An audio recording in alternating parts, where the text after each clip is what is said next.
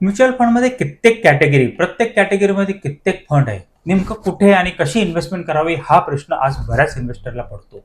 तर त्याच्यासाठी मी एक माझ्या अंडरस्टँडिंग प्रमाणे एक लिस्ट बनवलेली आहे. सर्वप्रथम जर काही इमर्जन्सी फंड असेल तर ते आम्ही प्रेफर करतो लिक्विड फंड किंवा अल्ट्रा शॉर्ट फंडमध्ये इन्व्हेस्ट करायचे. जर 2 ते 3 वर्षाच्या टाइम ड्युरेशनसाठी काही फंड असेल तर अल्ट्रा शॉर्ट फंड किंवा इक्विटी सेव्हिंग फंड ही कॅटेगरी हेल्पफुल राहू शकतात. जर 5 ते 8 वर्षासाठी जर इन्व्हेस्टमेंट करायची असेल तर large cap, flexi cap, multi asset fund, hybrid fund या कॅटेगरी आपल्याला बेनिफिशियल राहू शकतात.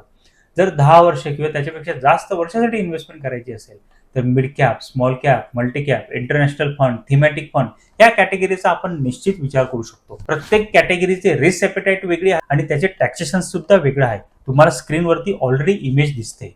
सो ह्या पद्धतीने आम्ही आमच्या क्लायंटचे पोर्टफोलिओ क्रिएट करतो आणि त्यांची वेल्थ क्रिएट करायचा प्रयत्न करत असतो. तुम्हाला देखील ही माहिती जर उपयुक्त वाटत असेल, ही जर लिस्ट तुम्हाला पाहिजे असेल तर तुम्ही मला कमेंटमध्ये लिस्ट मेन्शन करा. मी निश्चित तुम्हाला DM करेल.